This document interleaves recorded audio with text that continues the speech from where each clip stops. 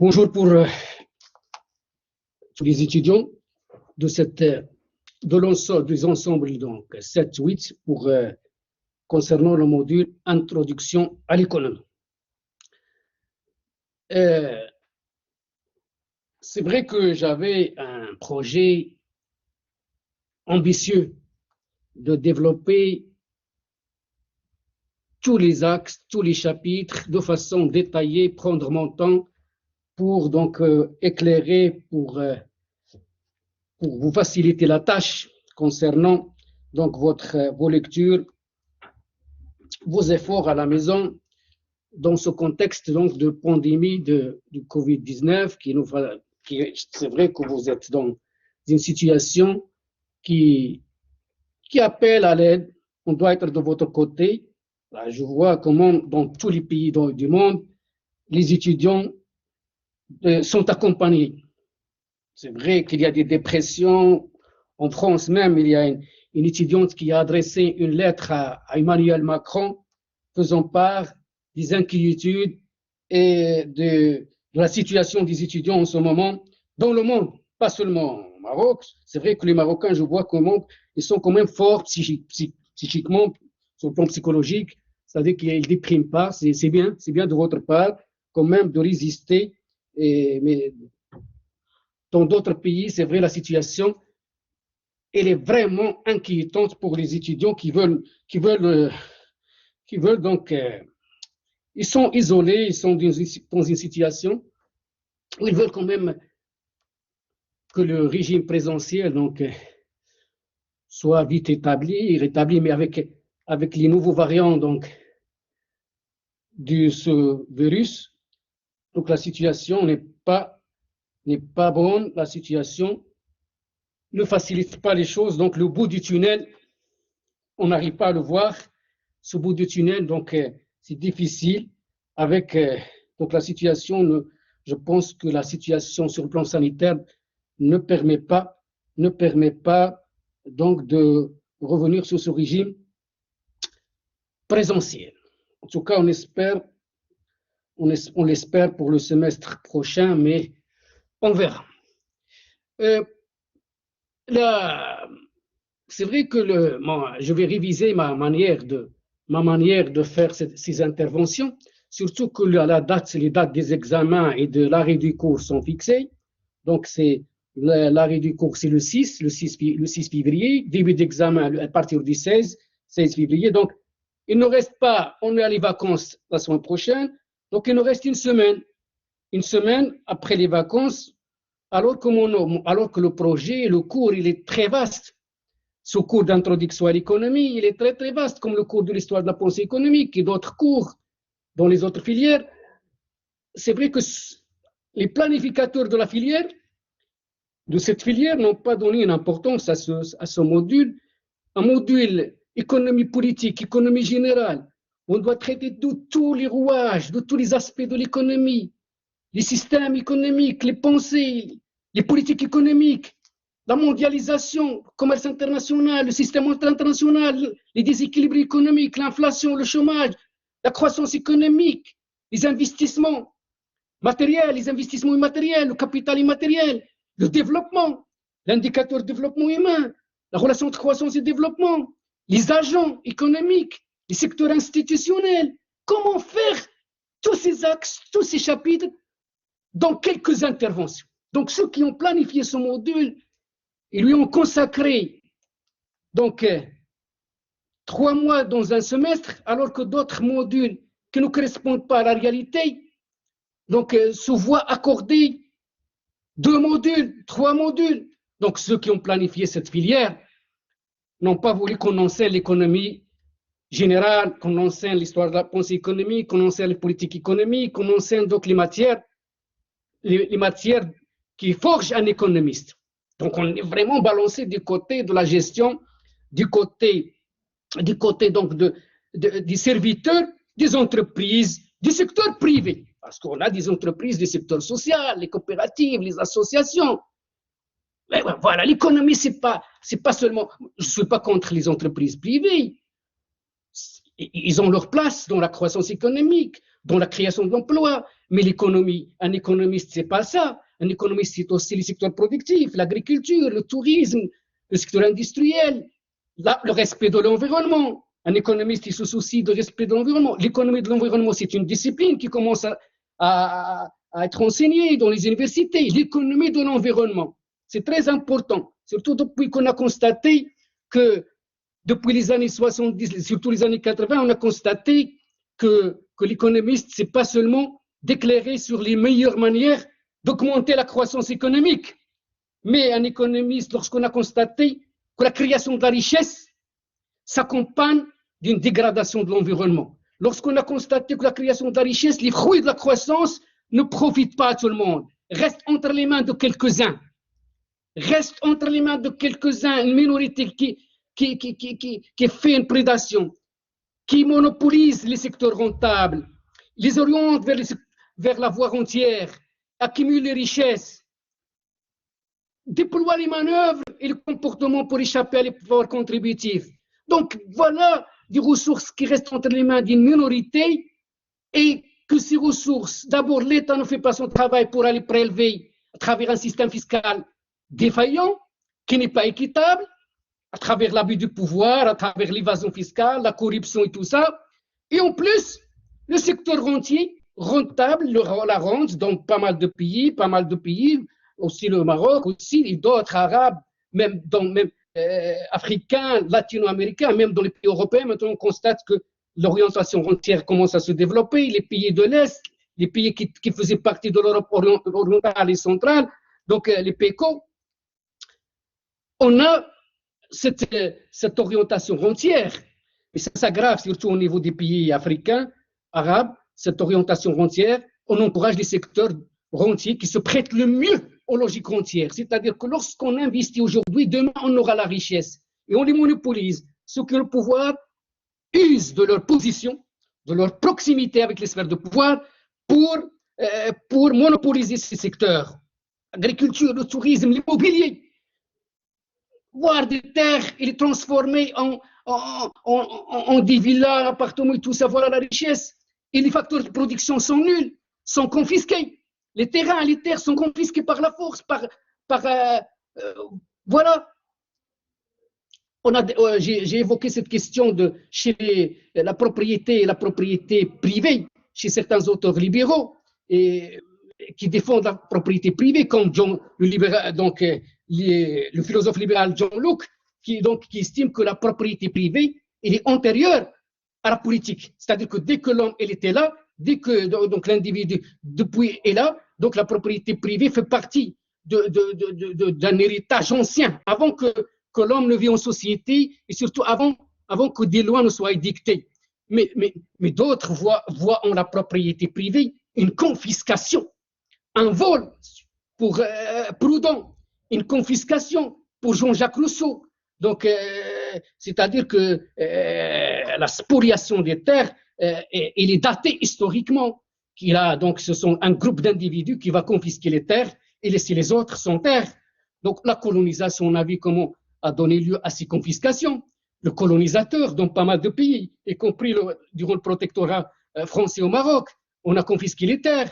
Et cette confiscation, elle a duré même après l'indépendance. Ce qui étaient donc des caïds dits notables, le temps du protectorat, donc on gardait cette confiscation, ces terres confisquées.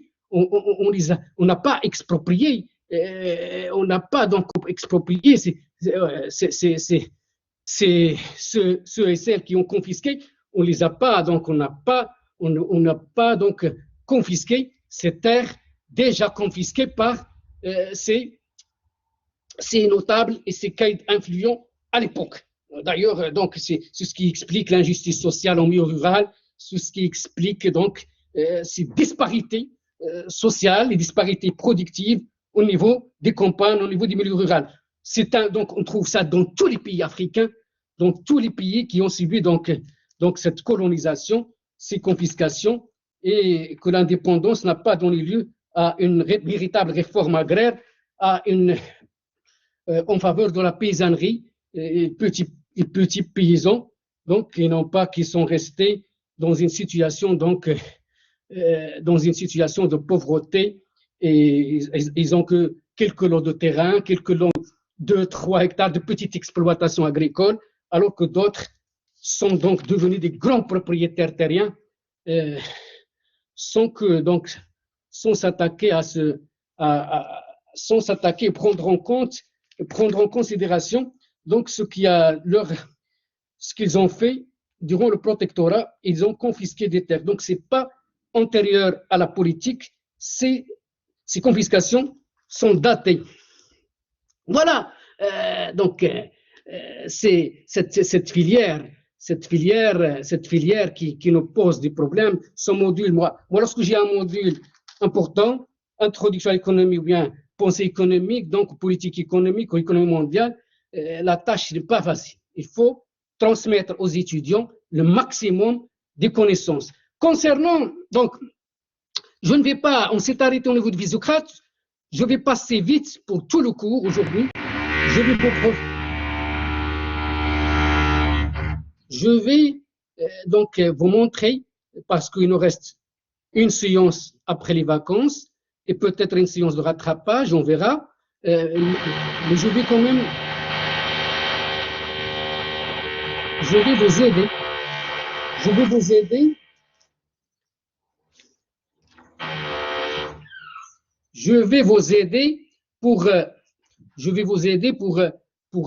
quand même il y a un problème, c'est pourquoi je me suis arrêté, parce qu'il y a des travaux sur le temps que ça se calme. Je vais vous aider parce que vous avez des documents écrits. Moi, je vais vous aider, donc je dois me rattraper pour ma manière de faire ces interventions, puisqu'on n'a pas le temps, puisque le conseil de la faculté a décidé de ces dates. Donc, le conseil de la faculté, il est souverain, c'est comme le parlement de la faculté, il décide, il impose des lois, et nous, on doit donc s'y soumettre. Donc, on n'y peut rien, donc on doit. Donc, c'est la loi, c'est le suffrage universel, c'est la loi, le vote, les urnes, donc c'est la démocratie. La démocratie, c'est ça. Donc, c'est la démocratie. On doit donc accepter les lois démocratiques, même si les lois démocratiques sont contestées. J'ai déjà soulevé des révolutionnaires comme Auguste Blanqui et aussi Jules Guesde en France. Auguste Blanqui aussi, c'est un Français qui ne croit pas en les élections démocratiques. Donc, ils étaient des révolutionnaires et disent que les élections démocratiques sont des élections qui servent la bourgeoisie. C'est donc des élections petites bourgeoises, donc qui sont contraires à la volonté du peuple. Pour l'école classique, donc les Physiocrates, l'école classique rapidement, l'école classique, c'est une école libérale qui a donc vu le jour dans ce contexte de révolution industrielle. Donc vous deviez situer l'école classique dans la deuxième moitié du XVIIIe siècle, avec surtout le premier ouvrage, le premier auteur de l'école classique, c'est Adam Smith, dans son ouvrage Recherche sur la nature et les causes de la richesse des nations, publié en 1776. Donc, c'est lui, c'est un libéral. Donc, elle a développé des idées sur la division du travail, que la division du travail est favorable à la spécialisation, à l'efficience, on augmente la productivité. Elle est aussi célèbre par la notion d'avantage absolu en matière de commerce international, que chaque pays doit se spécialiser dans la production dans lequel il détient un avantage absolu. Voilà.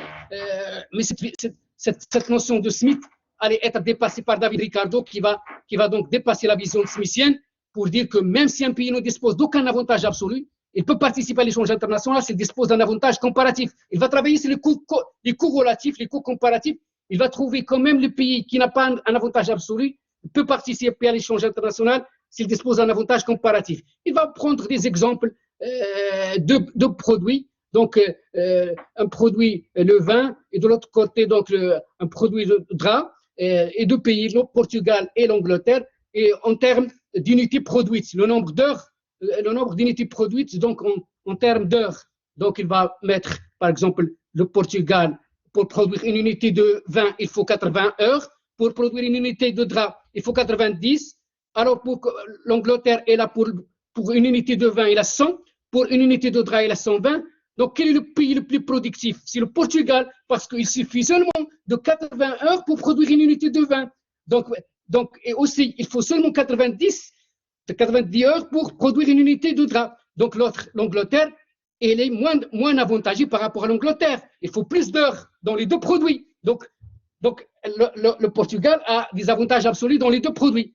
Ricardo va dépasser Smith pour dire que l'Angleterre, même s'il n'a aucun avantage absolu, il peut participer à l'échange international parce qu'il a un avantage comparatif. Il va trouver que l'Angleterre a un avantage comparatif dans la production du drap. Donc, au lieu de rester dans une situation d'autarcie, il va trouver que les deux pays ont intérêt à échanger entre eux. Ils vont gagner en termes de richesse, en termes donc de produits. Donc, on va trouver qu'une unité de vin donne tant d'unités de drap au Portugal. Il donne plus. Une unité de vin une unité de vin donne par exemple en Angleterre tant d'unités de drap. Mais qu'est-ce qu'il va trouver, Ricardo? Il va trouver que le Portugal a intérêt à une unité de vin donne plus de draps sur le marché anglais que sur son propre marché. Et l'Angleterre, donc qu'est-ce qu'il va trouver, Ricardo? Qu'une unité de drap donne plus d'unités de vin sur le marché portugais que sur son propre marché. Donc les deux pays vont gagner au lieu de rester dans une situation d'autarcie. L'autarcie, c'est l'isolement. C'est ne pas participer à l'échange international. Concernant donc Adam Smith, donc pour lui et pour tous les classiques, ce sont des libéraux. Ça veut dire quoi, c'est des libéraux? C'est-à-dire que le rôle de l'État doit être le plus minimal possible. Un État donc doit se recentrer sur ses missions régaliennes. Les missions régaliennes de l'État, c'est la sécurité, la défense nationale et la justice. En dehors de ces missions, l'État ne doit pas intervenir. Donc tout ce qui est économique doit être délaissé au secteur privé. C'est ça le libéralisme. L'État ne doit s'occuper que des affaires du maintien de l'ordre public. Et tout ce qui a un caractère économique doit être délaissé au secteur privé.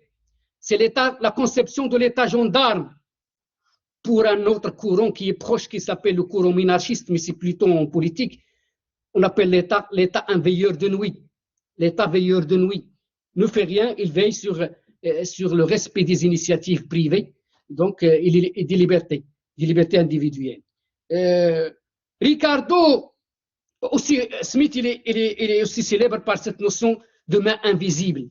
La main invisible, c'est-à-dire que les intérêts individuels orientent les actions des individus, donc des individus, des agents, vers l'intérêt collectif. Donc il y a une main invisible qui est toujours là, si l'État n'intervient pas, qui nous mène vers l'optimum, vers l'équilibre, vers l'intérêt général. C'est pourquoi pour lui, chacun doit être égoïste, doit maximiser ses intérêts individuels et que l'intérêt collectif serait maximum. C'est ça la main invisible. Ricardo, il est aussi Ricardo et Smith, donc ils sont les adeptes de la théorie de la valeur travail, c'est-à-dire un bien, il a de la valeur parce qu'il renferme une quantité de travail dans sa production. Un bien, avant qu'il ne soit mis à l'échange, il a déjà une valeur. Et la valeur d'un bien est déterminée par la quantité de travail incorporé dans le bien. Déjà, à l'usine, il a une valeur avant qu'il ne soit mis à l'échange pour cette confrontation offre et demande. Donc, la théorie de la valeur travail, elle est partagée par donc, Smith et Ricardo, mais ne sera pas partagée par Jean-Baptiste Say et Frédéric Bastiat, parce que Jean-Baptiste Say, la valeur, il va se rapprocher des néoclassiques. La valeur, elle est déterminée par l'utilité. Un bien, il a de la valeur parce qu'il est utile. Il va donner l'exemple d'un vase d'eau, un verre d'eau dans le désert. Il va dire, voilà, un verre d'eau dans le désert, il n'a pas nécessité beaucoup de travail, mais il a une grande valeur. Il y a des auteurs qui vont répondre à Jean-Baptiste Say notamment Jacques Vallier dans son ouvrage sur la pensée économique, ils vont répondre à Jean-Baptiste Say que le verre d'eau, s'il a une valeur, c'est pas parce qu'il est, c'est pas parce qu'on est dans le désert, il a de la valeur, ou bien qu'il est utile, il a de la valeur parce qu'il y a une force demande. C'est-à-dire, en dehors d'une forte demande, le verre d'eau n'aura pas de valeur en soi. Ce qui fait la valeur, donc, pour ceux qui vont critiquer Jean-Baptiste Say, c'est parce qu'il y a une forte demande. Ricardo, il est aussi, il était donc un élu dans la Chambre des communes. Il est considéré comme plus original par rapport à Smith, parce que Smith n'était pas seulement un économiste, il était un moraliste. Il a déjà publié un ouvrage en 1759, Traité de sentiments moraux. C'est un philosophe, l'ami de David Hume et d'autres philosophes. Donc, Ricardo, il est plus économiste qu'Adam Smith. Et Ricardo va, en tant qu'élu, en tant qu'économiste, d'abord, lui, il est issu d'une famille juive, originaire du Portugal, qui va émigrer aux Pays-Bas avant de s'installer en Angleterre. Il va quitter ses parents à l'âge de 14, lorsqu'il va se marier, donc à l'âge de 18 ans. En tout cas, à partir de 20 ans, lorsqu'il va se marier avec une chrétienne, son père, Ishaq Ricardo, va donc couper toute relation avec lui parce qu'il est en tant que juif, ne voulait pas que son fils se marie avec une chrétienne. Et c'est pour ça, et donc, le lien entre les deux, parce que son père était aussi un économiste, ne va se faire qu'à travers la presse interposée dans le cadre de ce qu'on appelle la querelle billioniste. Et Ricardo était comme Malthus, était pessimiste. Il était pessimiste pour lui parce qu'il adopte l'hypothèse des rendements décroissants. Donc, Ricardo constate que lorsque la population augmente, on est obligé de cultiver de nouvelles terres qui sont de moins en moins fertiles. Cette tendance de l'économie vers la culture des terres de moins en moins fertiles, du fait de la croissance de la population, augmente de revenus et fait baisser le profit. C'est-à-dire que lorsque on cultive de nouvelles terres, les propriétaires terriens vont demander des rentes supplémentaires et les salaires aussi vont augmenter parce que le salaire est fixé au niveau du minimum vital de subsistance. Le minimum vital de subsistance, c'est tout ce qui est denrées alimentaires qui rentre dans la reproduction de la force du travail. Donc le minimum vital de subsistance, il a un rapport avec le prix des produits alimentaires. On doit donc donner des salaires qui sont l'équivalent de ce qui sera acheté par l'ouvrier, le travailleur, en termes de ressources alimentaires. On va faire en sorte que le prix du blé, il est déterminant dans ce minimum vital de subsistance. Donc lorsque le prix du blé augmente, les capitalistes doivent donner des salaires équivalents, c'est-à-dire importants. Donc le salaire ne cesse. Après chaque culture d'une nouvelle terre moins fertile, le salaire augmente, qui a un rapport parce que lorsqu'on cultive une terre moins fertile, le rendement baisse. Et lorsque le rendement baisse, le prix du blé augmente. Et lorsque le prix du blé augmente, les salaires doivent augmenter. Donc toute la production, il arrive un moment où tout ce qui est produit sera distribué entre salaire et rente. Le profit va s'annuler à un certain moment au niveau d'une terre, au niveau de la terre où la répartition serait partagée entre deux revenus. Le troisième va s'annuler, le profit. Ricardo ne voulait pas de cette situation parce que pour lui, s'il n'y a pas de profit, il n'y a pas de croissance économique. Pour lui, c'est les capitalistes qui investissent. Donc l'investissement, c'est les capitalistes, c'est le profit. Donc pour lui, pas de profit, pas d'investissement, croissance zéro. C'est ça la situation qui est qualifiée de l'état stationnaire.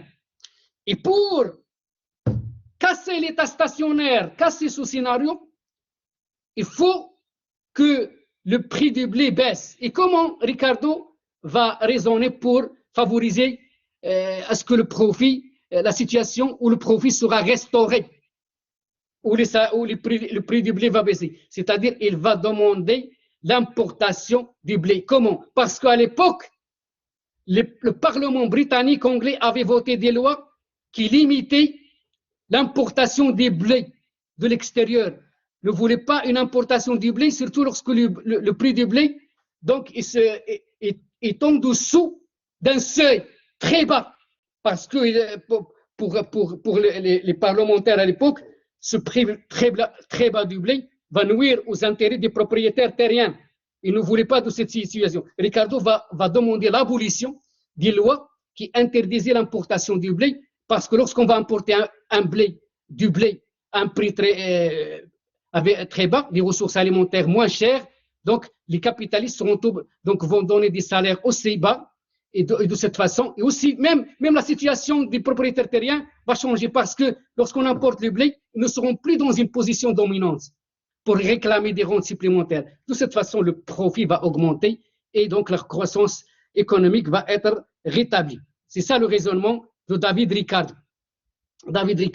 Donc voilà, cette position de Ricardo a été critiquée par un Allemand, Friedrich List, qui fait partie de l'école historique allemande, la première génération de l'école historique allemande. Cet Allemand, c'est lui qui a forgé ce concept de protectionnisme éducateur. C'est-à-dire que pour lui, le libre-échange favorise l'Angleterre, parce qu'il est le pays, la puissance économique de l'époque.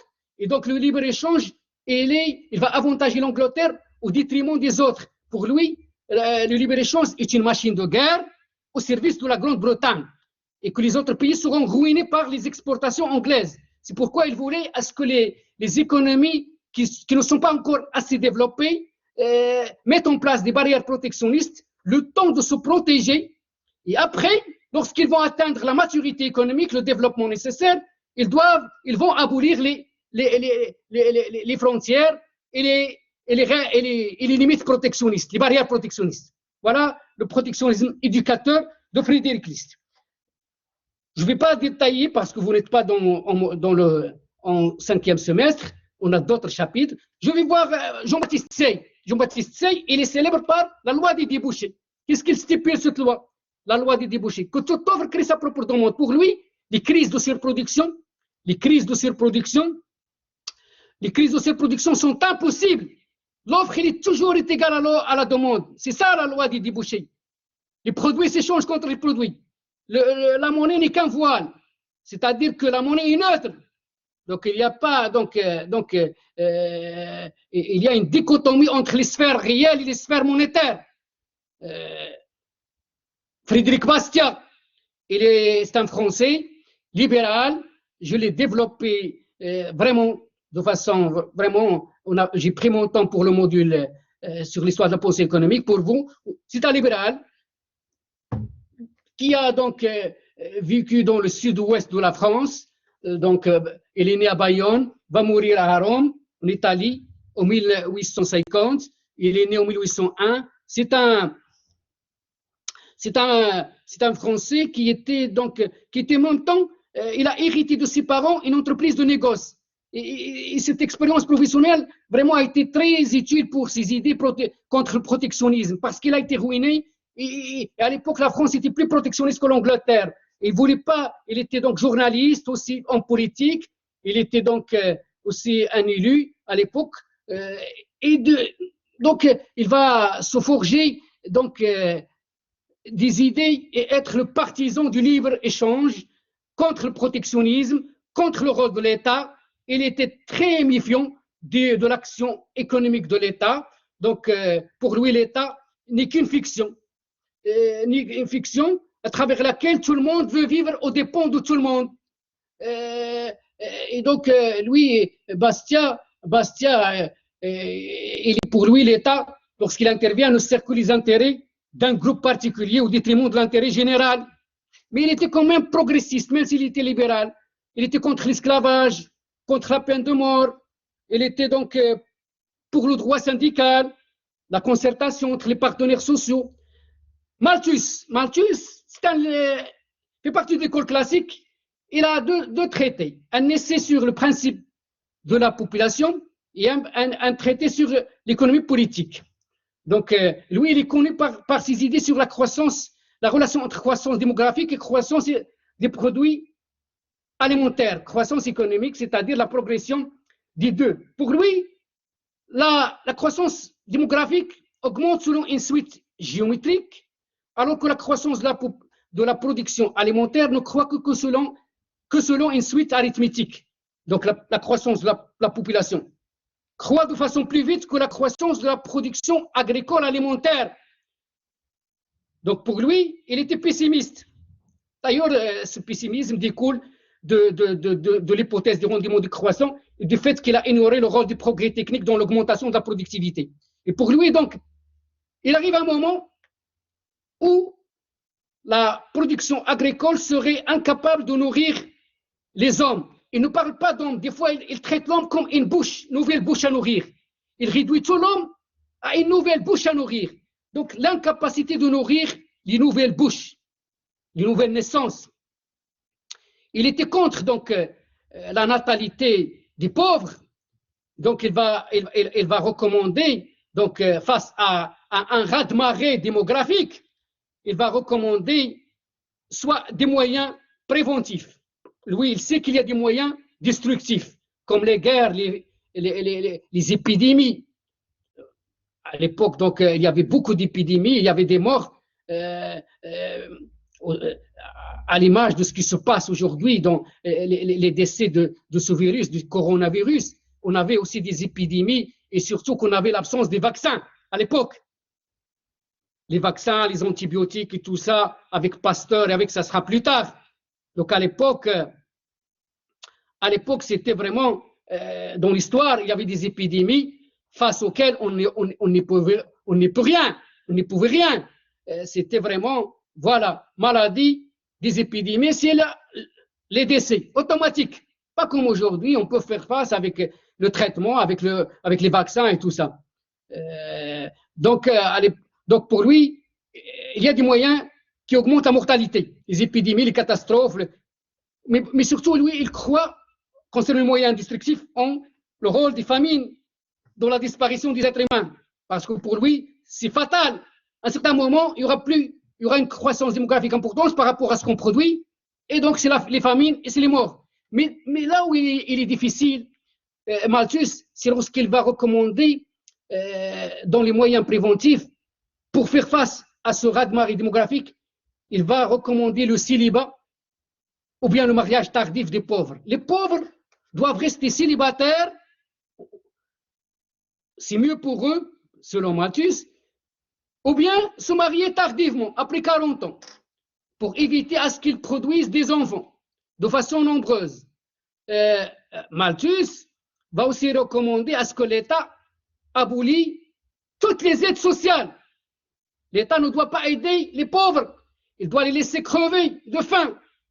Il ne doit pas construire des logements sociaux. D'ailleurs, il a critiqué la construction des logements sociaux pour les familles et les individus dans la précarité. À l'époque, il a critiqué pourquoi la construction des logements sociaux. Parce que pour lui, il faut laisser la nature s'occuper du sort de ces pauvres.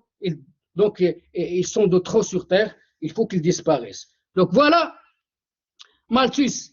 L'école classique, on a appris, dans ce contexte de révolution industrielle, on avait aussi le problème social.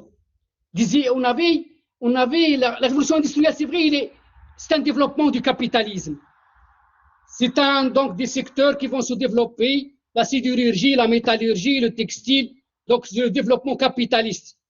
Et donc, grâce donc au concours, à l'implication d'une classe capitaliste qui a les moyens et qui va investir ses moyens dans l'industrie. Il y avait aussi le rôle de l'État qui va financer aussi cette révolution industrielle. Mais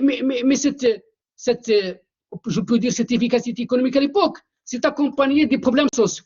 On fait travailler les enfants, les femmes, on avait les bidonvilles, malnutrition, les inégalités sociales, les salaires très bas. Donc on avait beaucoup de problèmes sociaux et ces problèmes ne vont pas laisser indifférents certains auteurs qualifiés de socialistes. Les socialistes vont s'insurger, les intellectuels socialistes vont critiquer le système capitaliste, le traitant d'un système injuste, basé sur l'exploitation d'une classe par une autre. On avait deux sortes de socialistes. Ceux qui font partie du socialisme utopique, c'est-à-dire les socialistes, selon Marx, qui se sont limités à dénoncer sans analyser le système capitaliste dans toute sa profondeur. On avait le socialisme scientifique de Karl Marx, où il estime qu'il est à l'origine d'une analyse scientifique pour dévoiler les contradictions du système capitaliste, montrer comment elle est basée sur une exploitation outrancière d'une classe par une autre, à travers l'extorsion de la plus-value. On va donc extorquer une plus-value de l'ouvrier qu'on va faire travailler tant d'heures, mais on va rémunérer sa force de travail que pour quelques heures. Il travaille 10 heures, mais le salaire qu'il aura, il est l'équivalent de 5 heures. Les autres heures donc, restantes, c'est la plus-value qui sera empochée par le capitaliste. Marx, donc, il a aussi une analyse matérialiste. Il considère que le primat de la matière sur l'esprit, ce n'est pas l'esprit qui détermine la conscience, mais ce n'est pas l'esprit qui détermine, donc ce n'est pas la conscience qui détermine la vie, mais c'est la vie qui détermine la conscience, les conditions d'existence qui déterminent nos idées, notre perception de voir les choses, les idéologies.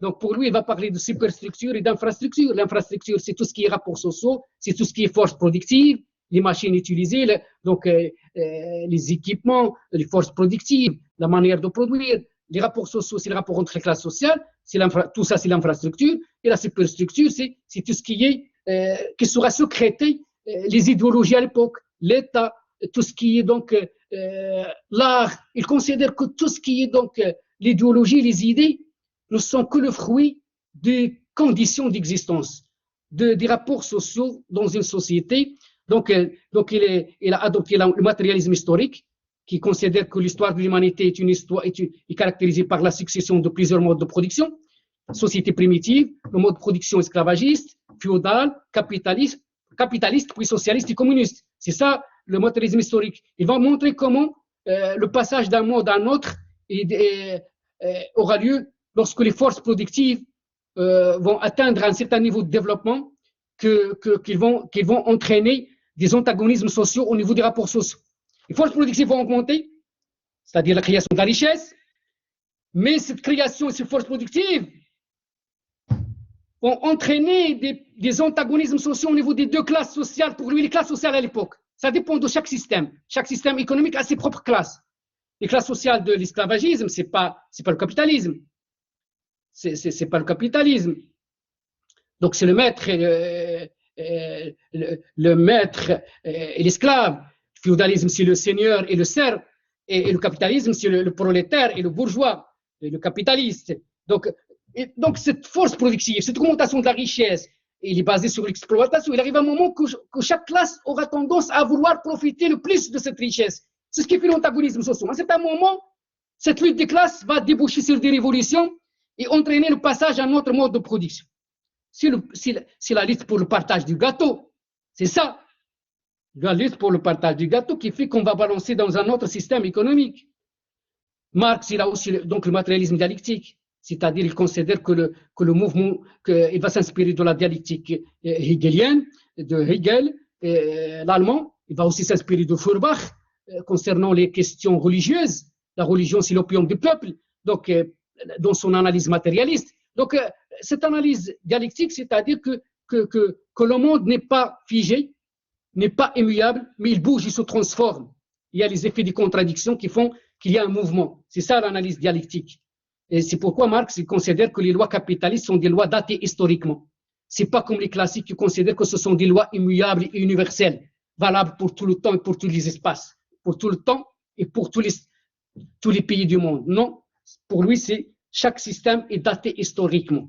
Voilà, mais Marx, il a pronostiqué la fin du capitalisme. Pour lui, la baisse tendancielle du taux de profit, il arrive un moment où il y aura des crises de surproduction parce que le capitalisme a tendance à remplacer l'homme par la machine. Il a une tendance à se concentrer, à donner des salaires plus bas, ce qui fait qu'il y aura des crises de sous-consommation, de demande qui vont ruiner le système capitaliste et qui donc il va laisser place à un système plus juste où il y aura donc le socialisme puis le communisme, un système où chacun va vivre selon ses besoins et non pas selon ses moyens, où il n'y aura pas de classe sociale, il n'y aura pas d'État. Mais on voit que le capitalisme est toujours là. Donc le pronostic de Marx a échoué. Pourquoi? Parce que c'est Keynes qui va donc, lorsqu'il y avait la crise de 1929, cette longue dépression qui commence depuis 1913, qui s'accompagne d'une chute de la production, chute des prix une crise de surproduction, donc un chômage galopant. Keynes va montrer les limites des théories classiques de la main invisible et de la théorie de la loi des débouchés de Jean-Baptiste Say, c'est-à-dire que l'offre ne crée pas une demande équivalente et que le marché est incapable de s'auto-réguler. C'est-à-dire pour Keynes, l'économie de marché a besoin de l'État. Pour lui, le rôle de l'État est indispensable dans une économie capitaliste, dans une économie de marché, pour rapprocher la demande de l'offre. Donc, pour assurer l'équilibre, un équilibre de plein emploi, il faut une intervention de l'État dans une économie de marché. C'est ça. Et Keynes c'est lui qui va, et comment? À travers le soutien de la demande. L'État doit s'impliquer par une répartition secondaire. Au lieu de rester dans une répartition primaire, salaire-profit, pour lui, l'État doit prélever des ressources, la puissance publique par les impôts, il peut créer aussi de la monnaie, pour aller soutenir la consommation à travers l'investissement public. L'État va être un investisseur, il va embaucher pour lutter contre le chômage, distribuer des salaires, les salaires vont se répercuter sur la production, aussi à travers les subventions, à travers la politique des grands travaux, à travers la politique monétaire, la baisse du taux d'intérêt pour augmenter, favoriser les crédits, la création monétaire. Les politiques budgétaires et monétaires donc, auront pour objectif d'augmenter la demande globale et de faire en sorte que la demande se rapproche de l'offre. C'est ça. Donc, la répartition secondaire, c'est cette répartition secondaire, cette implication de l'État qui a fait que le pronostic de Marx a échoué. Marx, il a raisonné en termes de répartition primaire. Il a oublié que ce salaire qui était maigre va être augmenté à partir, donc, dans le cadre du système, dans le cadre de l'application de l'État, à partir de 1945 surtout, que les idées keynésiennes vont être opérationnelles dans pas mal de pays, surtout les pays qui étaient qualifiés de pays développés. Donc, il y aura donc, le rôle de l'État serait important dans tous les pays à l'époque. Donc, l'État-providence à la place de l'État gendarme. Et donc, Keynes, les idées, donc, durant cette période qualifiée des 30 glorieuses, la période des 30 glorieuses qui va donc de 1945 à 1973. 1973, c'est la crise économique mondiale, la crise stagflationniste, parce qu'à l'époque, en 1973, on avait le chômage et l'inflation. Chômage, ça veut dire stagnation et inflation. C'est pourquoi on a pris stagflation. Stagnation avec inflation. La première, donc, ces problèmes vont contredire les idées de Phillips, la courbe de Phillips qui mentionne que jamais dans une économie, on aura les deux problèmes en même temps. Mais cette crise stagflationniste va démentir la courbe de Phillips puisqu'on est en présence de deux problèmes en même temps. Donc, en 1973, ça sera l'occasion pour les auteurs néoclassiques de refaire leur apparition et donc de faire leur retour en force sur la scène mondiale, sur la scène des théories économiques. Ils vont aussi influencer les politiques économiques par leurs théories. Milton Friedman, Friedrich Hayek, Arthur Laffer et d'autres. Après, vers la fin, je vais aussi souligner cette école qui a vu le jour en 1870, l'école néoclassique, qui est qualifiée de l'école marginaliste, parce qu'il va adopter le raisonnement marginal, à la marge. L'utilité marginale, le coût marginal, c'est-à-dire que l'utilité est déterminée par la dernière unité consommée. C'est ça l'utilité marginale. Vous voyez, la recette marginale. C'est ça, le raisonnement à la marge. Cette école est qualifiée d'un nouveau paradigme, c'est-à-dire qu'il va révolutionner l'économie. Il va, pour la première fois, essayer des auteurs qui vont donc adopter la méthode, l'approche de l'individualisme méthodologique. Donc, c'est l'approche de l'individualisme méthodologique et le raisonnement en termes d'utilité, c'est-à-dire situer la valeur au niveau de l'utilité. Voilà les deux problèmes, les deux nouveautés, mais avec aussi l'utilisation, le recours à la formalisation. Et en mathématiques, pourquoi? Parce que ces économistes néoclassiques voulaient faire de l'économie une véritable science, une science qui peut rivaliser avec la chimie, la physique. Donc ils voulaient que la science économique arrive à ce statut scientifique et nous donne des résultats achevés, fiables, à l'image de ce qui résulte des laboratoires. C'est ça. Donc l'individualisme méthodologique, je l'ai déjà expliqué, je ne vais pas revenir c'est l'individualisme méthodologique et l'approche du holisme. Donc, j'ai déjà expliqué l'approche de l'individualisme, c'est-à-dire que ce sont tout ce qui est global n'est que le fruit des initiatives individuelles. Donc, ce sont les individus qui façonnent la réalité sociale. Donc, il raisonne en termes de l'individualisme méthodologique. Donc, on avait les fondateurs, c'était l'Autrichien Karl Menger. Ça s'écrit Menger avec G comme golf, mais ça se prononce Menger, Karl Menger de l'école de Vienne, l'école autrichienne. On a William Stanley Jevons de l'école de Cambridge, en Angleterre, et on a Jon Walras de l'école donc de Lausanne, en Suisse. Les fondateurs. Ensuite, il y aura les autres. Alfred Marshall, von Bauwerk, Wilfrido Pareto, l'italien, et on aura donc d'autres néoclassiques. D'ailleurs, cette école néoclassique, elle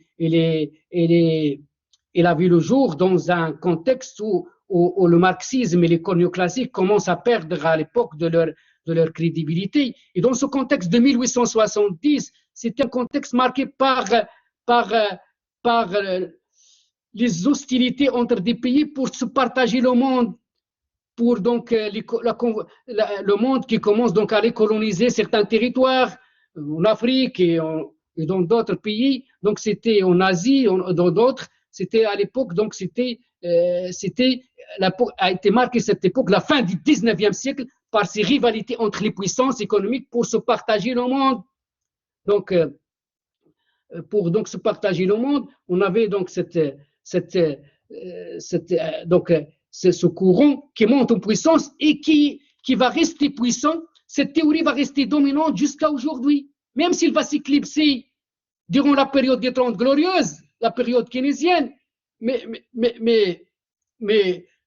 elle est la théorie la plus enseignée dans le monde, dans les universités occidentales, et surtout, c'est vrai, la guerre froide, c'était dans les pays qui étaient socialistes, c'est surtout le marxisme qui était enseigné. En URSS, les pays qui tournent autour des pays européens de l'Est. Mais quand même, les prix Nobel, il y a des prix Nobel en majorité, donc c'est vrai, des néoclassiques. Ça veut dire que elle est considérée comme la théorie, c'est la théorie qui donne une importance au marché,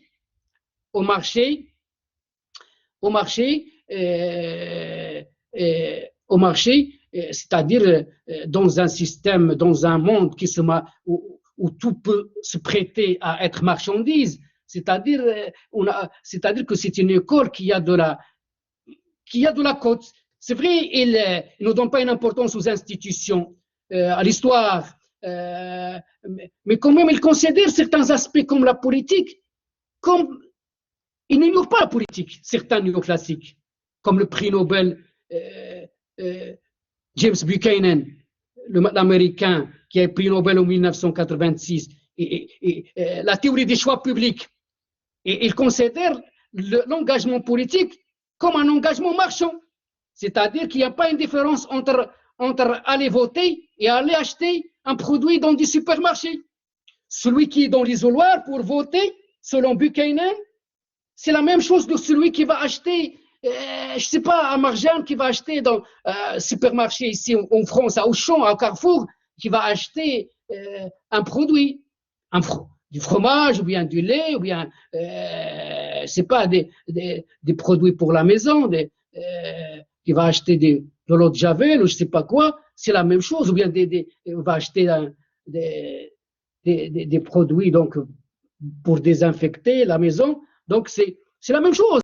Être dans un isoloir pour voter, ou bien dans un supermarché, pour Buchanan, c'est la même chose. L'individu cherche à maximiser ses intérêts, même lorsqu'il va élire, même lorsqu'il est dans des élections. Et on voit comment des hommes politiques, comment ils cherchent à rendre les électeurs des marchandises, acheter l'électeur pour devenir un député, ou je sais pas, pour avoir une majorité pour gouverner, être dans avoir une parapluie de ministres. Voilà. Donc, des fois, moi je ne suis pas néoclassique. Bon, moi, je vous enseigne la science, mais des fois, je peux vous donner mes avis. C'est vrai, je ne suis pas néoclassique, mais des fois, dans mes engagements, lorsqu'on voit le syndicalisme, les partis politiques, comment ils fonctionnent, on commence à se poser des questions. Vraiment, des fois, on se pose la question, est-ce que vraiment ils ont un rôle? Est-ce qu'ils pèsent? Et des fois, ils sont des coquilles vides. Des fois, ceux qui s'impliquent dans ces instances, dans beaucoup de cas, ils cherchent à défendre leurs intérêts. Donc, de ce fait, ils donnent raison à la théorie classique, à néoclassique, qui considère que tout peut se prêter à la marchandisation. Voilà, donc l'école néoclassique, c'est ça. C'est pas tout à fait les idées des classiques. Néoclassique, ça ne veut pas dire les nouveaux classiques. Ils ont des points en commun avec la classique, comme le libéralisme économique, la neutralité de la monnaie, mais ils vont se distinguer des classiques sur le plan de la composition de la société. Les classiques considèrent que la société, c'est des classes sociales encore. Les néoclassiques, non. La société n'est qu'un peuplement d'individus qu'on peut partager entre offreurs et demandeurs. Et donc, ils vont aussi, les néoclassiques toute l'analyse néoclassique tourne autour de cet être imaginaire, l'homo economicus, cet être qui peut être consommateur ou producteur. Ce n'est pas toujours un consommateur. L'homo economicus, c'est un être rationnel qui est producteur ou consommateur, qui est préoccupé par maximiser sa satisfaction. Si les producteurs, ils vont maximiser le profit et la rentabilité, si les consommateurs, ils vont maximiser son utilité. C'est ça. Donc, c'est ça la théorie néoclassique. Donc, il y a quand même des points de rupture, mais des points de continuité.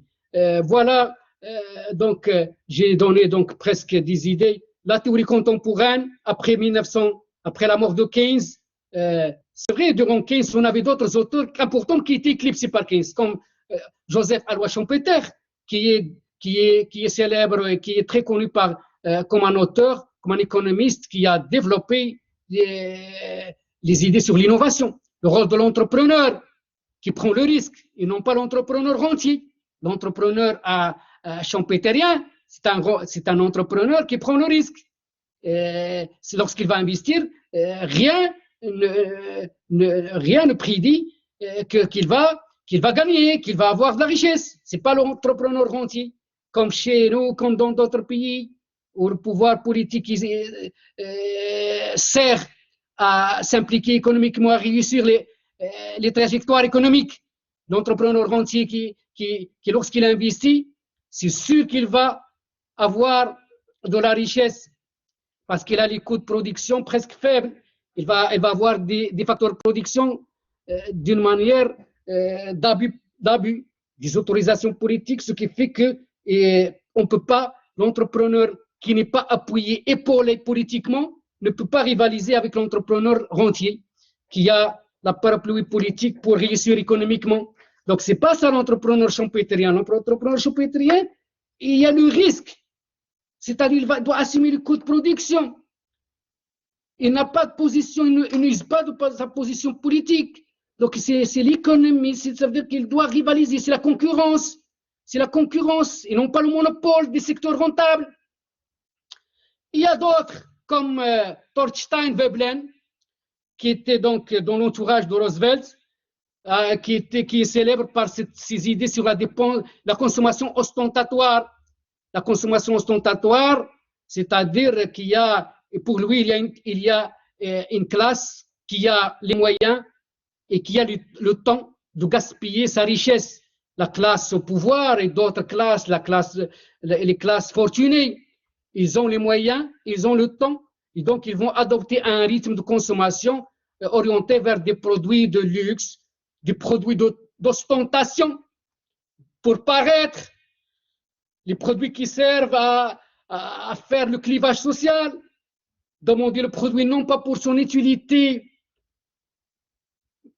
vraiment une utilité objective, mais surtout pour se distinguer socialement, faire le clivage avec les classes sociales, les autres, laborieuses. C'est ça, la consommation ostentatoire. La période contemporaine, on a deux types d'auteurs, soit des auteurs orthodoxes qui vont prolonger les travaux,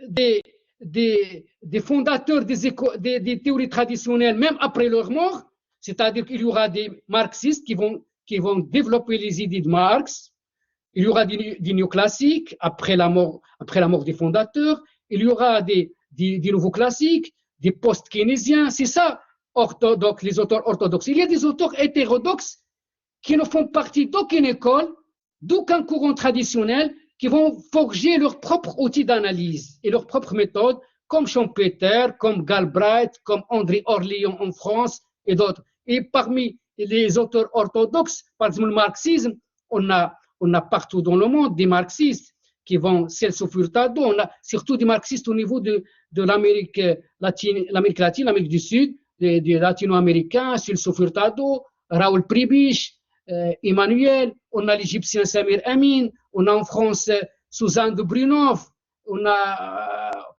Christian Palois, on a François Chesnay, on a Paul Boukhara, on a dans d'autres pays. Au Maroc, on avait quand même Aziz Blel, qui était quand même, qui a rédigé surtout pas mal d'apports, qui est donc docteur de l'université de Grenoble et qui était donc très impliqué politiquement au niveau d'un parti politique parti politique qui était donc d'un parti de gauche, parti socialiste, le PPS, et à l'époque c'était aussi avant le PLS, parti de libération socialisme, parti de progrès socialisme.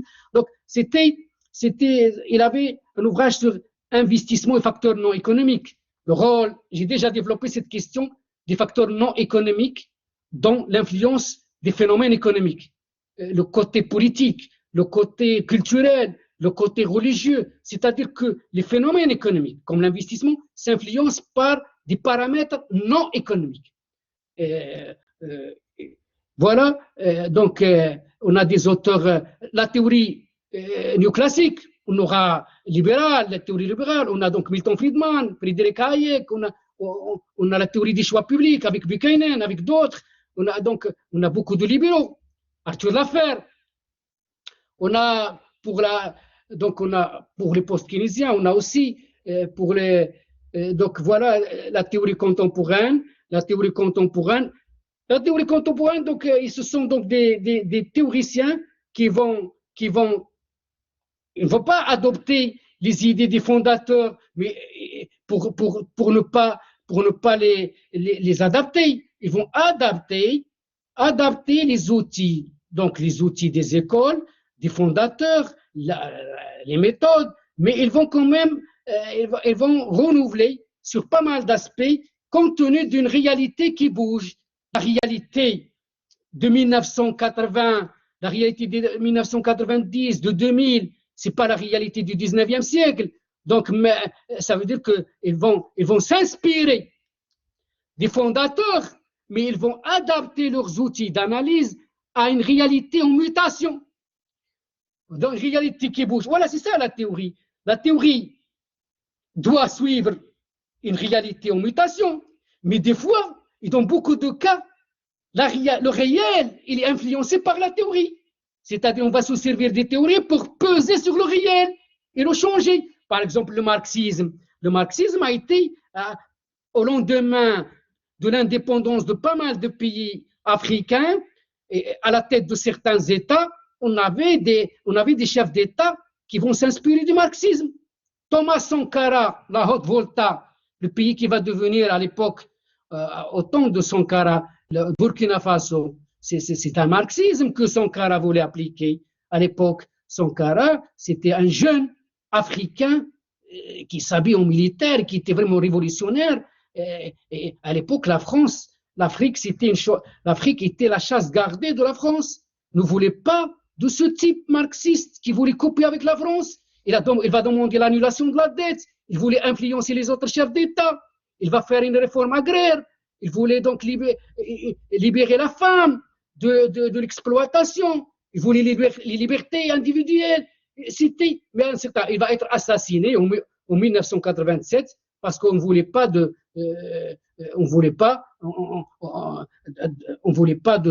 d'un marxiste en Afrique à l'époque, parce que l'Afrique, la puissance colonisatrice, même si le pays ne sont plus colonisés, il y a la dépendance. C'est vrai, il y a l'indépendance politique, mais sur le plan économique, les pays africains sont restés donc dans le giron de la puissance comme des ex-colonies des anciennes métropoles. Et c'est pourquoi on estimait que Blaise Compaoré va faire l'affaire et d'autres dans d'autres pays. Donc on met à la tête des chefs d'État qui servent les intérêts de l'ex-colonisateur. Donc c'est donc les pays qui ont colonisé l'Afrique, surtout la France et d'autres, donc surveiller de près donc les politiques économiques et les comportements des chefs d'État à l'époque, parce que vraiment celui qui va à l'encontre des intérêts des puissances économiques mondiales, donc il n'aura pas, on va chercher comment l'évincer de son poste par tous les moyens. Donc c'est le machiavélisme à l'échelle internationale. Le marxisme, c'est pas seulement en Afrique, il y a d'autres, en Chili, avec Allende, qui va donc être coup d'État, qui va être donc, on va mettre à sa place donc le dictateur donc Pinochet, et dans d'autres, à Cuba, avec Fidel Castro, l'ami de Che Guevara, donc contre le régime de Batista. Donc il y a l'influence de la théorie.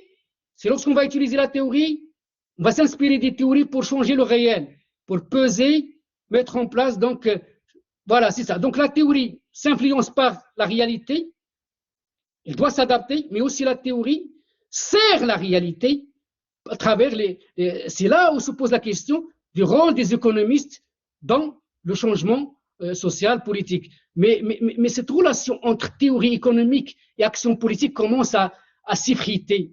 C'est-à-dire que la théorie macroéconomique n'a plus pour objectif de peser et d'influencer les politiques publiques. C'est-à-dire les macroéconomistes vont s'orienter vers les laboratoires, des recherches, mais qui n'ont pas une continuité au niveau du réel, de l'action politique. C'est pas comme les décennies précédentes. La théorie libérale, moi je ne vais pas vous enseigner je vous enseigne tout l'action des théories. La théorie libérale, elle a aussi influencé la réalité. Depuis les années 70, et depuis la crise stagflationniste de 1973, le monde allait basculer dans une crise économique mondiale. Et depuis cette date, on est vraiment dans un retour au libéralisme. Mais ce retour au libéralisme, c'est vrai, il va s'influencer par une réalité, la montée en puissance des firmes multinationales, une économie qui va se dématérialiser. C'est quoi la dématérialisation de l'économie? C'est que d'autres secteurs vont se développer, c'est-à-dire que l'économie ne serait plus prisonnière des sphères rurales et industrielles. C'est-à-dire qu'on aura les services qui vont vraiment occuper une grande place dans le PIB et dans le produit intérieur brut. Ils vont atteindre jusqu'à 70% dans certains pays. C'est-à-dire la participation à la production des services va augmenter. D'ailleurs, au Maroc, lorsqu'on dit que le Maroc est un produit agricole, mais lorsque vous allez voir sa participation au niveau du PIB, il n'est que de 15%. C'est-à-dire que d'autres secteurs créent la richesse, la dématérialisation de l'économie. Parce qu'une économie, c'est le secteur primaire, c'est l'agriculture, la pêche, tout ça. Secondaire, c'est l'industrie. Et le secteur tertiaire, c'est la tertiarisation de l'économie, la dématérialisation, c'est-à-dire le rôle des services, le côté immatériel et sa participation à la croissance économique. Le côté immatériel. D'ailleurs, la croissance économique ne s'influence pas seulement par les investissements matériels. Le capital immatériel, en arabe Ra's Mal al-Madi, qui participe à la croissance économique. C'est-à-dire sans changer le montant des facteurs de production, on peut augmenter la croissance économique. Cette augmentation de la croissance économique qui a eu lieu sans changer le montant des facteurs de production, c'est un résidu de croissance, c'est pourquoi on appelle, il est dû au facteur résiduel. Donc le facteur résiduel, c'est un facteur qui permet d'avoir la croissance économique sans changer et sans toucher au montant des facteurs de production. On peut avoir la même main-d'œuvre, mais on peut rendre cette main-d'œuvre plus productive à travers la flexibilité du travail, la polyvalence, à travers la formation tout au long de leur vie. Les salariés qui vont, les ouvriers qui vont donc faire des études à distance, ou bien, vous voyez, donc vont se perfectionner. Ce qui fait qu'ils vont être plus productifs, alors qu'on n'a pas touché à au nombre, à leur nombre. Le facteur capital, c'est la même chose. On peut garder les mêmes ressources affectées au facteur capital et on peut avoir une productivité supérieure si on fait, par exemple, on achète les mêmes logiciels avec le même prix, mais des logiciels plus performants. C'est ça. Donc, là, on joue sur la qualité des équipements. Donc, voilà le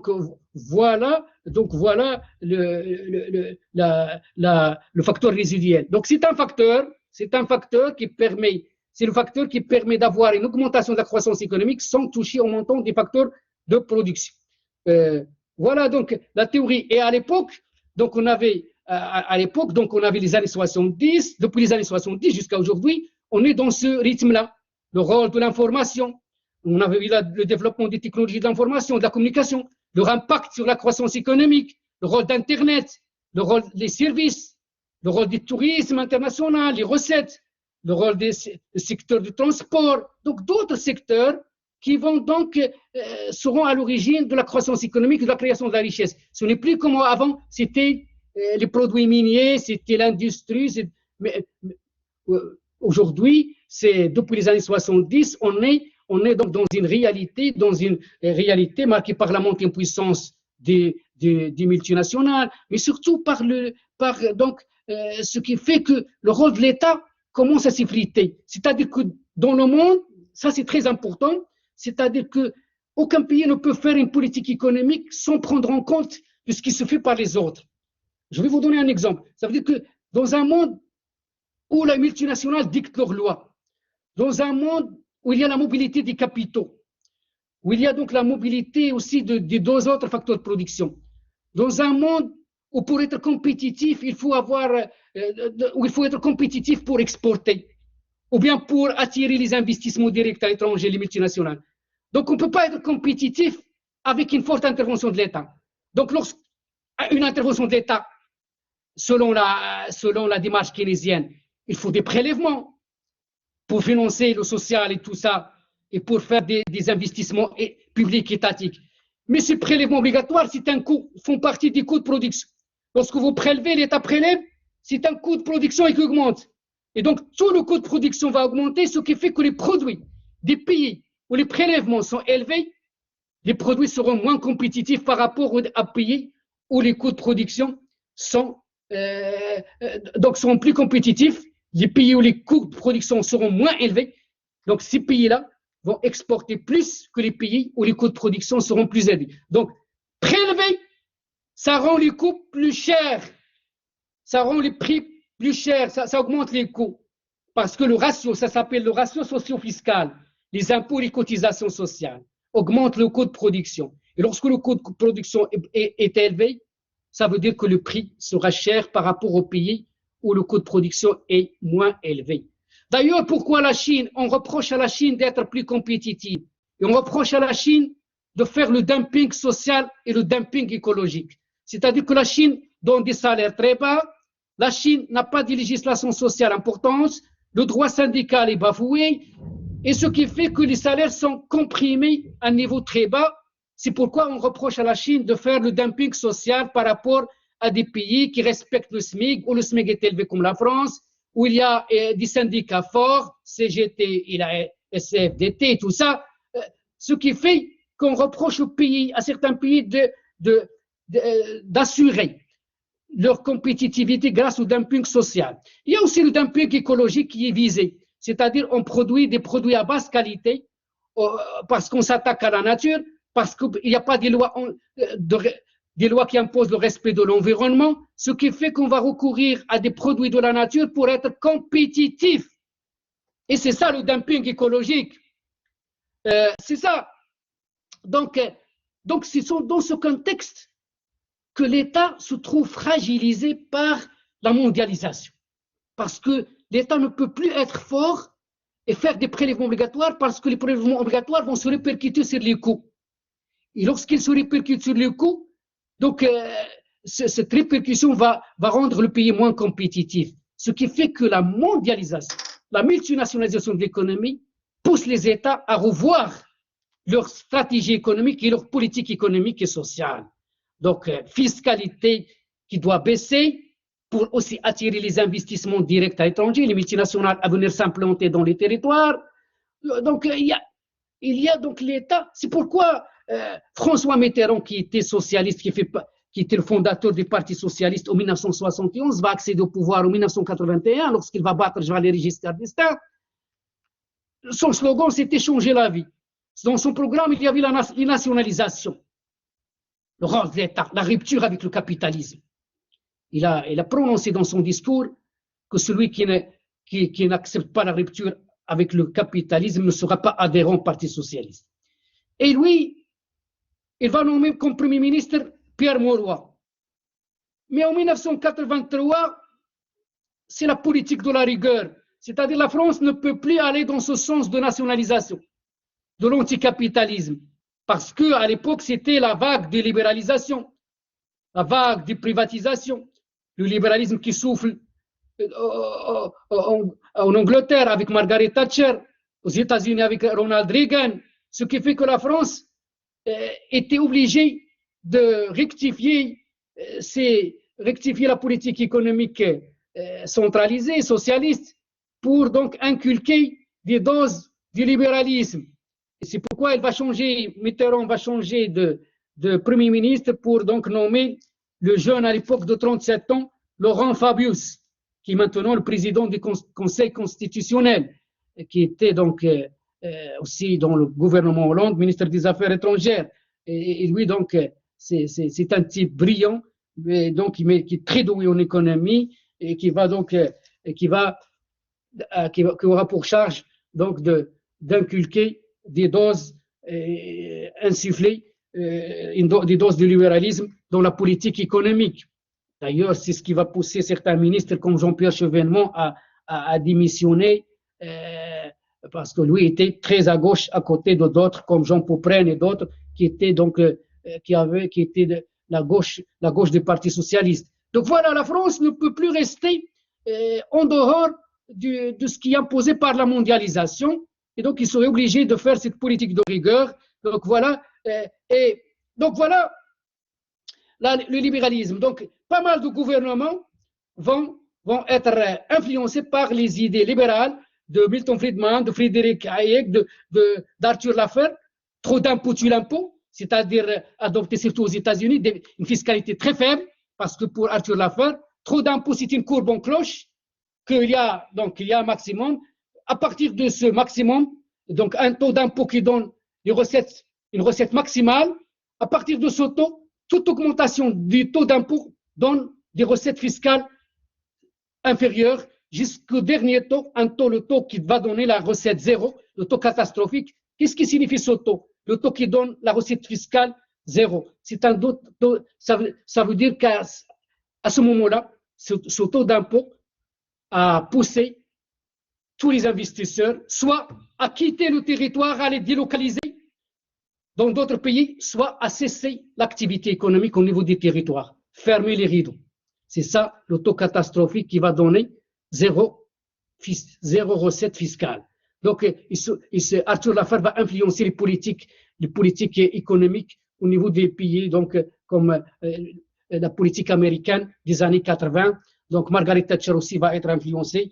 Frédéric Bastiat, moi j'ai lu qu'il a aussi le libéralisme de Frédéric Bastiat va séduire aussi les politiques économiques, ces hommes politiques, dans la mise en place des politiques économiques libérales. Donc vous voyez comment c'est vrai que les économistes proposent des recettes, élaborent des théories, mais l'homme politique n'est pas obligé de se soumettre à ces théories. Mais généralement, les hommes politiques sont entourés d'économistes dans la mise en place de leur politique économique.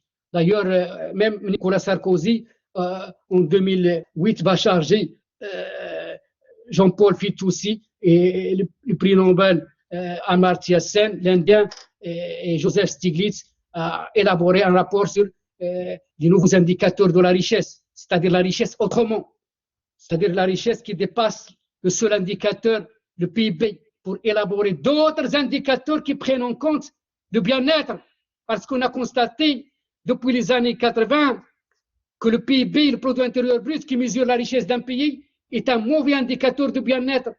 C'est-à-dire c'est un indicateur quantitatif, mais qui ne prend pas en compte les dimensions qualitatives. On peut avoir un grand gâteau, un PIB gonflé, mais dans la réalité, on va être en face de la pauvreté, de la misère. C'est-à-dire que ce gâteau profite à quelques-uns, ou bien il est complètement orienté vers des secteurs non sociaux, des secteurs donc du maintien de l'ordre, la sécurité, aller renforcer les secteurs de la défense nationale, ou bien cette richesse va entre les mains sous forme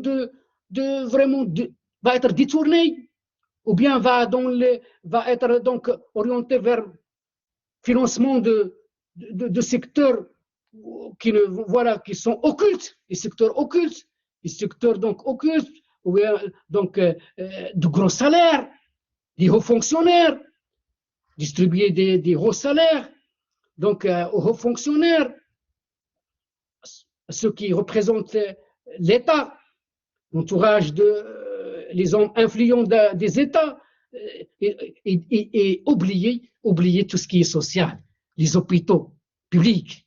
La crise sanitaire globale a montré, la crise sanitaire actuelle a montré comment les États, d'ailleurs, il y a pas mal d'articles, même l'OMS, l'Organisation mondiale de la santé, vers le mois de mars dernier, s'inquiète de la situation de l'Afrique, parce qu'on savait que l'Afrique est défaillante. Les pays africains sont caractérisés par des défaillances au niveau du secteur de la santé. Il n'y a pas d'hôpitaux. C'est rare de trouver une grande ville, on va trouver un hôpital, une grande ville, quelques villes en Afrique. Par exemple, au Maroc, on va trouver Marrakech, Casablanca, Rabat, et c'est tout, hein, et d'autres hôpitaux à Fès ou bien à Tanger, mais en dehors des grandes villes, de quelques hôpitaux qu'on peut compter, au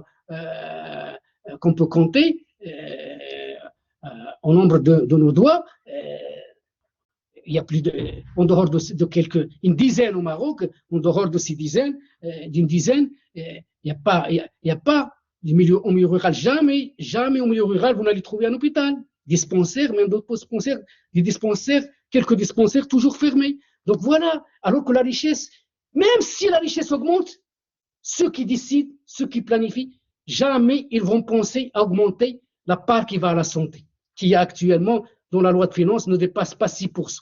C'est-à-dire qu'on considère, pas seulement au Maroc, en Tunisie, vous voyez le problème en Tunisie, les révoltes, et dans d'autres pays africains, c'est pas seulement au Maroc. Moi, je ne sais pas, parce que c'est un autre pays que je donne cet exemple, mais partout en Afrique et dans d'autres pays, les secteurs, même aux États-Unis, vous voyez, même un pays puissant, qui a un pays bien important, vous voyez, il y avait un manque flagrant des missions du service public. Les hôpitaux publics sont presque... Il n'y a pas d'hôpitaux publics importants dans pas mal de pays qui font partie des pays les mieux classés sur le plan du PIB. Et les questions d'investissement social ne sont pas prioritaires. Hôpitaux publics, rares de les trouver dans les pays donc libéraux.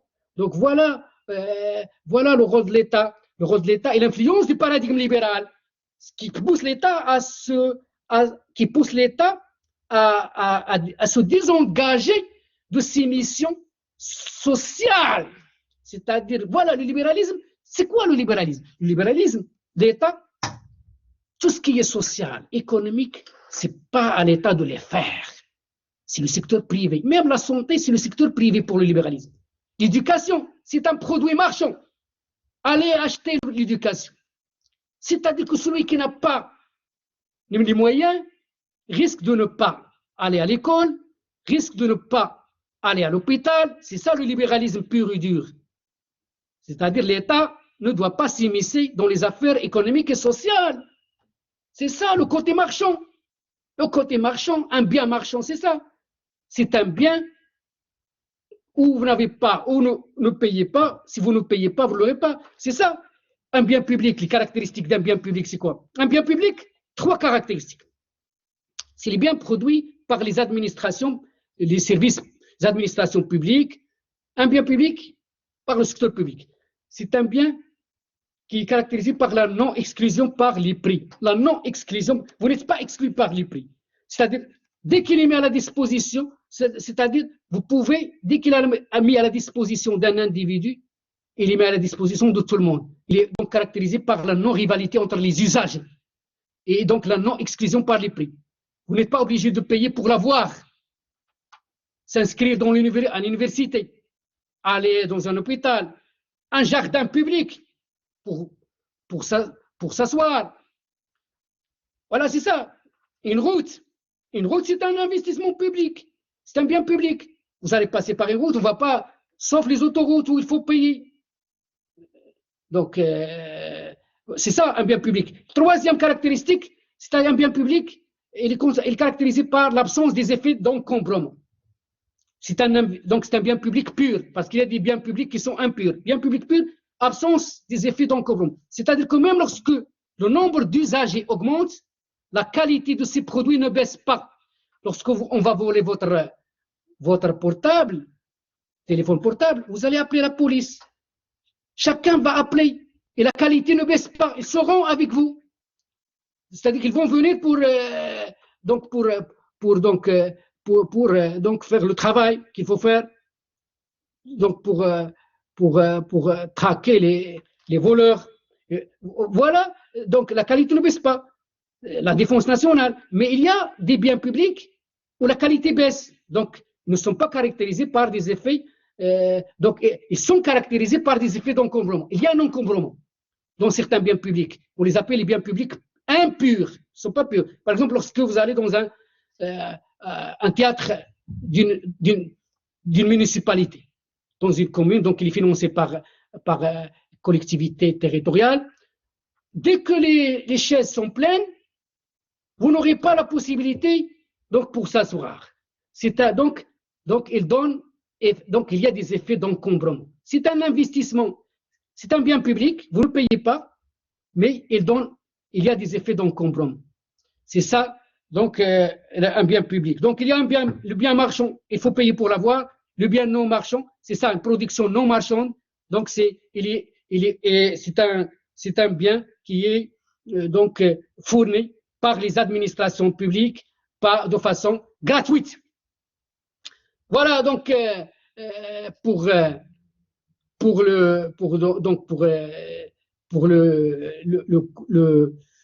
chapitre sur les théories économiques. Les systèmes économiques, donc rapidement pour cette séance. Les systèmes économiques, donc vous devez savoir qu'il y a 2 grands systèmes. Le système capitaliste, donc caractérisé par la propriété privée des moyens de production et par la liberté d'initiative des agents. C'est ça, donc la place du marché, elle est importante dans ce système, la loi de l'offre et de la demande. Le système socialiste, il est caractérisé par la propriété collective, la propriété sociale des moyens de production. Donc, personne ne possède une propriété. Donc, il n'y a pas le principe de propriété privée, n'existe pas. Donc, c'est une propriété collective des moyens de production. Donc, une planification du système socialiste, on appelle l'économie dirigée, l'économie planifiée. Une planification impérative. Par contre, le système capitaliste, c'est une économie de marché. Donc, l'économie dirigée socialiste, elle est caractérisée par donc, une planification centrale, par l'échelon central, de façon verticale, qui donne des directives donc, qui doivent être respectées en matière de consommation, en matière de production, combien produire, combien consommer, les salaires affectés. Ceux qui sont à la tête des entreprises ne sont pas des propriétaires, sont pas des, donc ils sont juste des directeurs, ils dirigent, mais ils sont des salariés.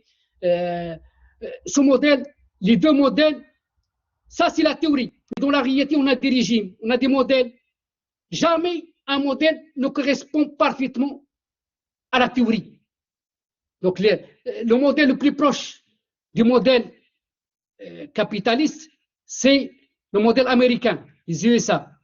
Donc le modèle américain, le modèle le plus proche du système socialiste à l'époque, c'est un modèle qui a vu le jour suite à la révolution bolchevique de 1917, c'est le modèle soviétique, l'Union des républiques socialistes soviétiques.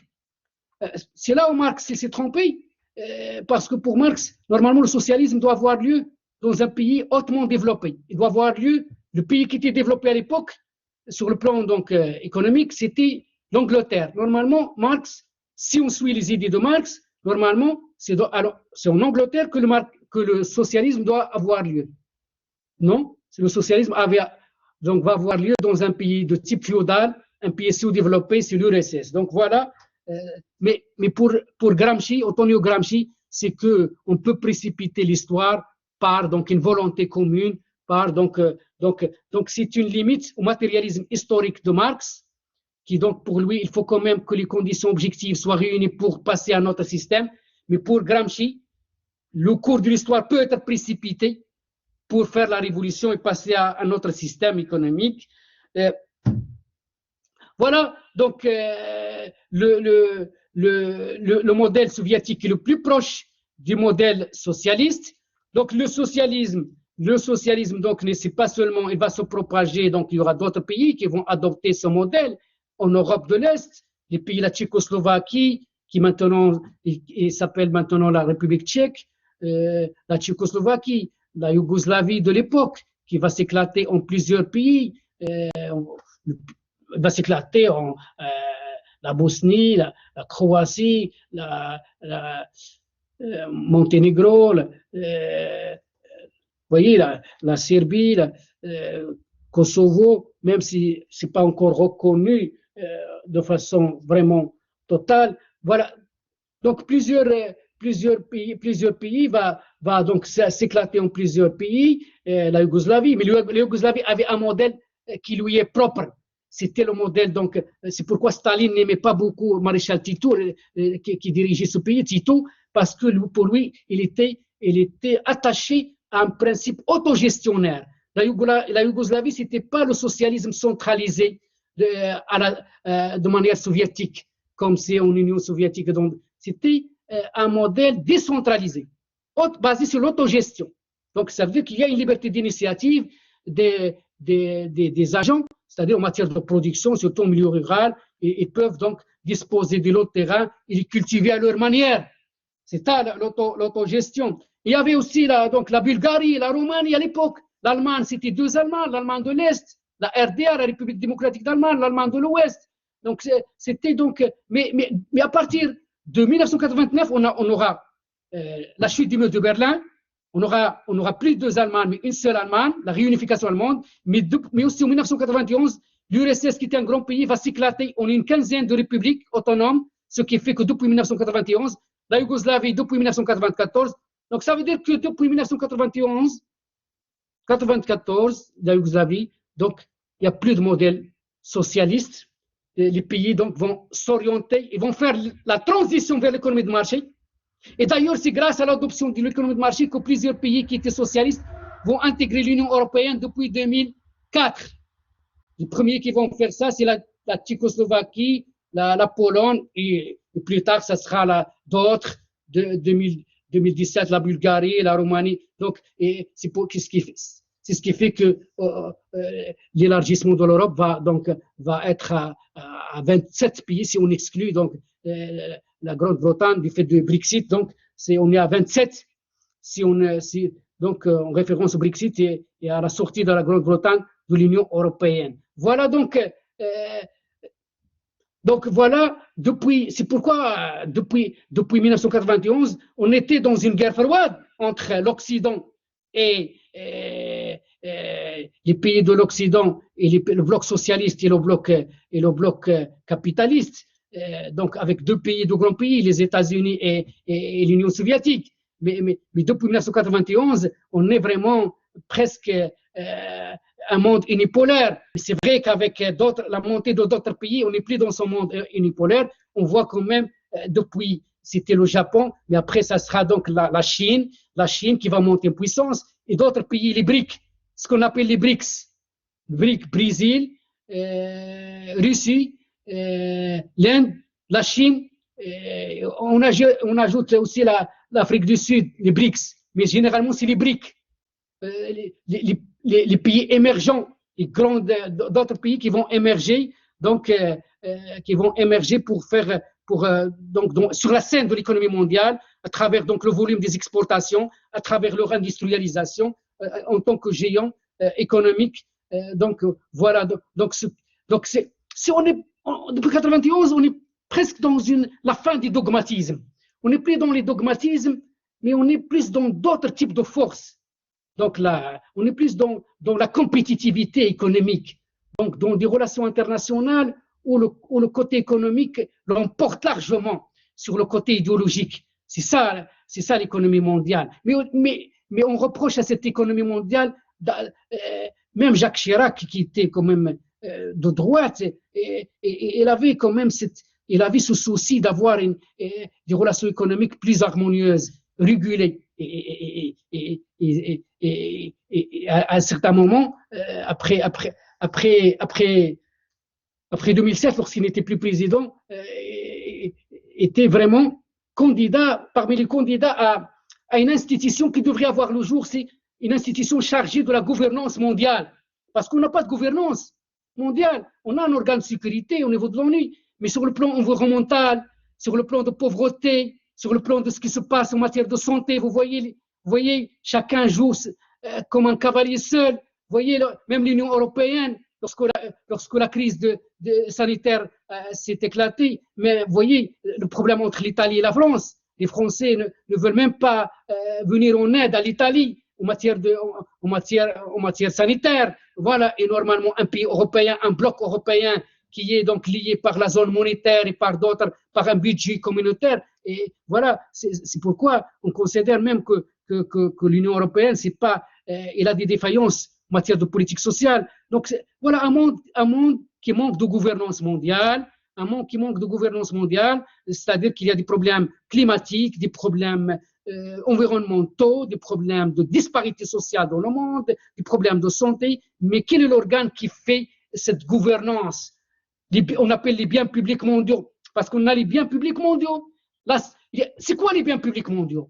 Les biens publics mondiaux, ce sont des biens qui pour les fournir de façon optimale aux populations de la planète, il faut une concertation, une coopération mondiale. C'est-à-dire que aucun pays ne peut fournir ces pays de façon seule. Que pour vraiment les fournir de façon optimale, il faut une coopération mondiale. L'environnement, il faut une coopération mondiale. La lutte contre le terrorisme, par exemple, lorsqu'il y a des attentats terroristes. Alors, vous voyez comment des experts internationaux viennent au Maroc, ou vont en Égypte, ou vont en Tunisie, parce qu'on a besoin d'une coopération. La santé, la coopération mondiale, c'est pas le Maroc qui produit les vaccins.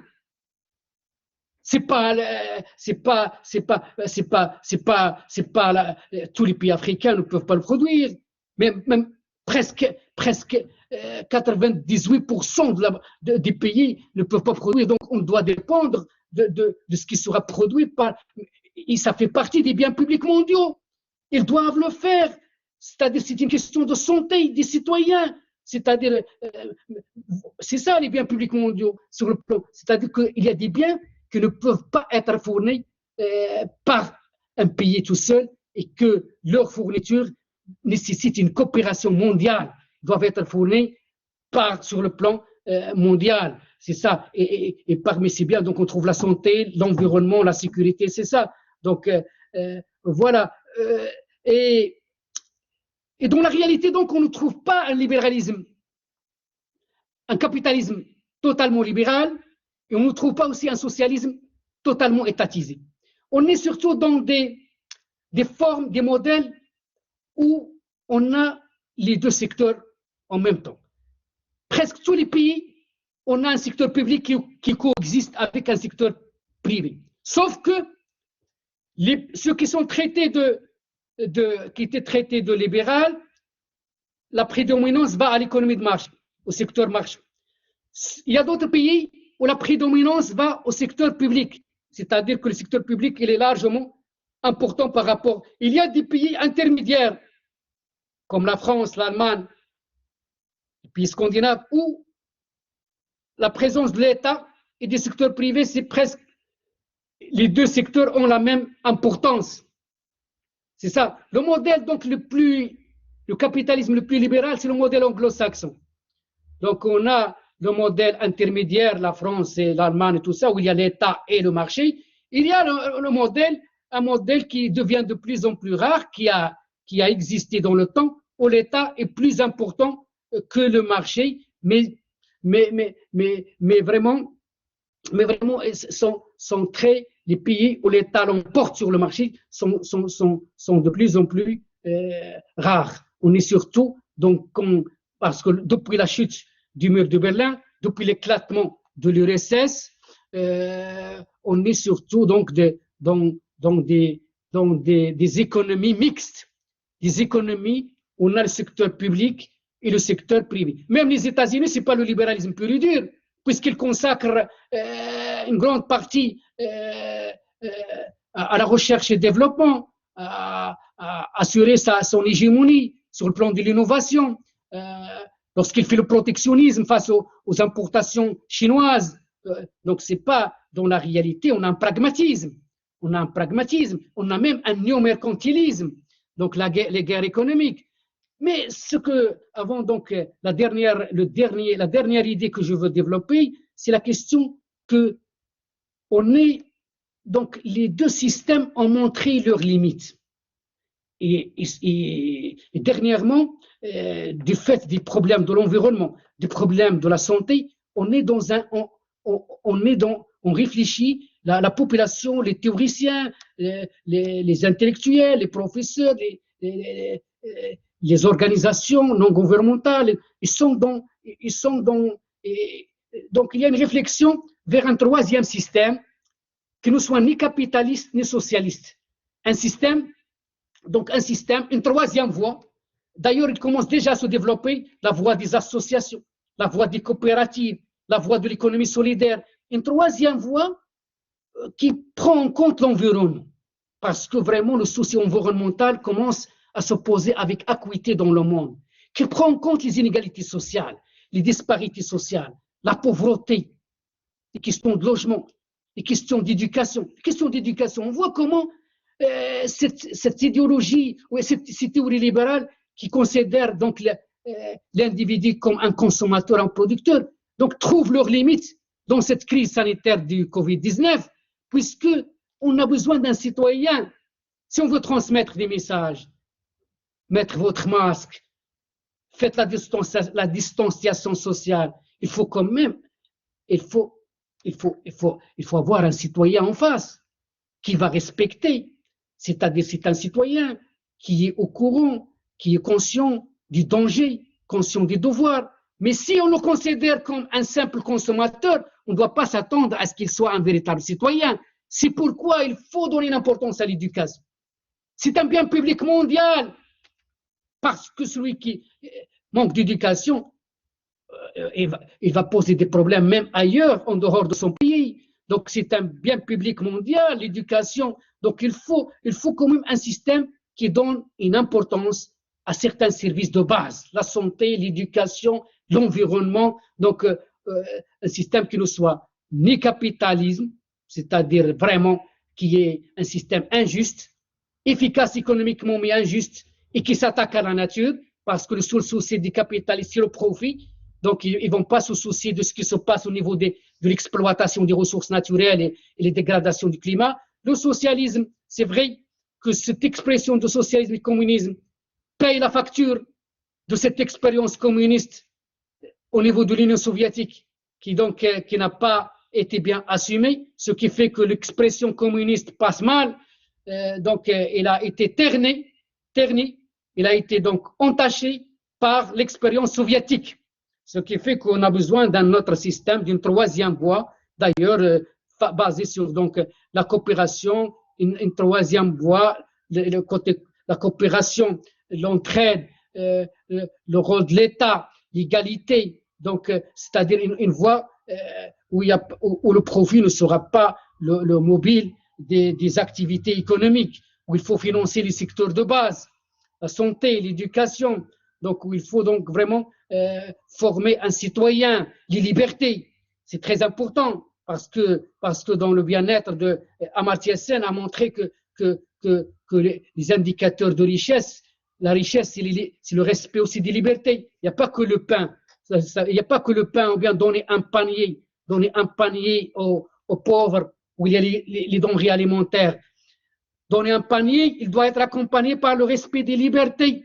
Il faut respecter les libertés des citoyens et non pas lui donner un panier de produits alimentaires et vraiment étouffer ses libertés individuelles et les libertés publiques. Donc voilà, je vous remercie. Bonnes vacances. Et donc, il nous reste encore. Donc, on va développer les autres chapitres dans 2 séances. Donc, on va faire 2 séances qui nous restent. Bon courage et bonne révision.